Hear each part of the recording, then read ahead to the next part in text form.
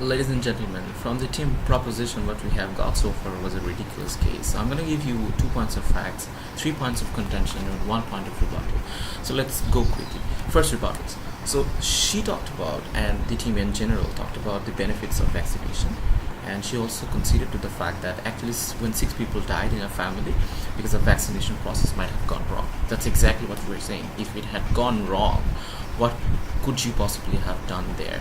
Because under the law, current legal justice system, you cannot hold any manufacturer of vaccination or any health, like National Health Security Department, held liable and responsible. No vaccination process has ever undergone any legal justice system because of their malfunctioning or their wrongdoing. That's exactly the current status quo. So that's why we say even if it goes wrong and it have killed you certainly without any probability, you can't hold them responsible and sue them. That's the first thing that we tell.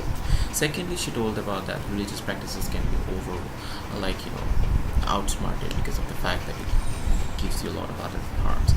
A, the harms that she portrayed was active harm done to some agents, and B, it was certainly ensured there is a collective harm and there is an absolute metric of it. So that's why we banned it.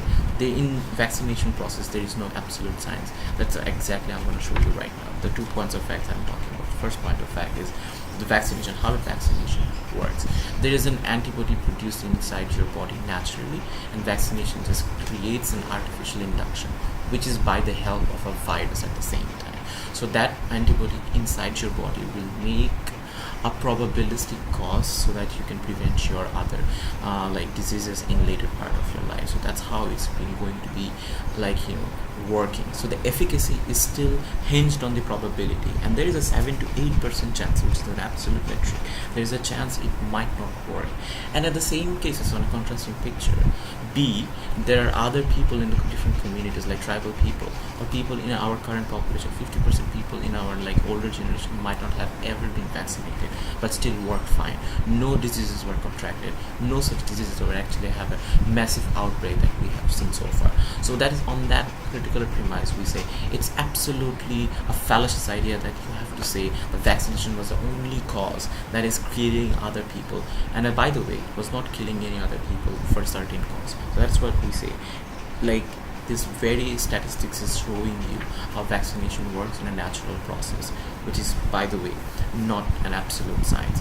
So now moving on to the point of another fact that I'm going to talk about. We have talked about that doctors are solely an absolute agent of a holistic view because they have taken an oath. And how ridiculous that sounds, that's a different contention. But I'm going to say you very basic things. A, because this process is done without your consent, and B, also without the consent of your agency because you are a minor and the parents are supposed to take all the decisions for you. Without their consent, that is being done to you. So now look at the repercussions that might happen in this particular case.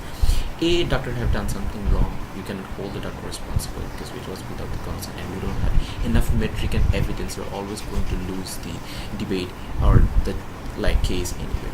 But B, the vaccination process even have gone wrong, which is very probabilistic cause inside a country like Bangladesh or India or Pakistan or Vietnam, because all these underdeveloped countries don't have the proper know-how and expertise and also the logistic resources that they are undergoing for these operations and invasive procedures done on minors. So that's what when we say it's humongously dangerous for any child to go through this without any other agents present for their protection. So when government is supposed to protect them, they're on the other hand literally shoving their rights off on their throat and telling them we don't need to care about you because doctors are right now the agents for your entire protection. So the operating agency is also doctor and the responsibility taken by doctor. In no cases we see there is a valuable balance being made. But secondly, even if we consider doctors are completely unbiased, how would you say for a particular doctor, from a particular religion, from a particular community, from a particular context of his social upbringing, he's not going to be biased. He's going to be completely free from all these choices that he is making for somebody else. So in no way that is an unbiased choice. In no way that is a free choice.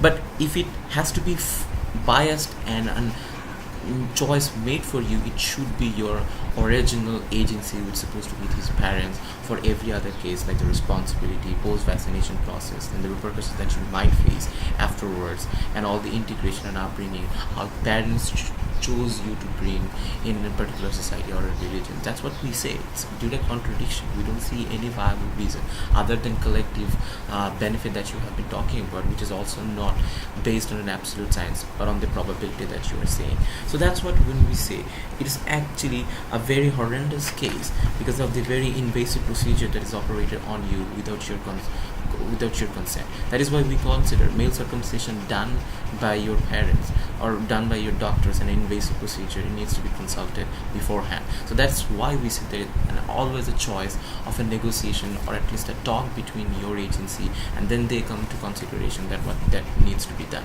Also, the point of contention C is the thimerosal, the antibody found, and the basically the virus antibody found inside this measles vaccination that we have been talking about. But there is a direct link between this thimerosal antibody and the autism that has been found in 1998 all over the Great Britain and all other some other parts of the world. But we have seen there is a probabilistic cause and link between this, that they have shown there is a link of producing autism within having this vaccination process ongoing. So that is why we say, if that is the case, you don't have the exact science to measure how we were going to compensate these people from having this particular having this particular vaccination. And at the same time, another point in contention is that a lot of the human bodies are subjective. A lot of people react to medication and vaccination in a lot of different ways. There are subjective ways. So you may react to vaccination good, but that person probably did not, and that still have contracted diseases. That has been the case for a lot of other cases that we have seen. So we don't see there is an exact science behind it, yet we are making it compulsory without your consent, without your agency, and without anybody who is responsible to take care of you after it had happened. So that's what we say. It's an invasive procedure done onto you without any of your stakeholders' consent and your consent to begin with. I think that's a very fundamental premise we're invalidating under the First Amendment that has been ensured for you. For all these reasons, we are proud to oppose.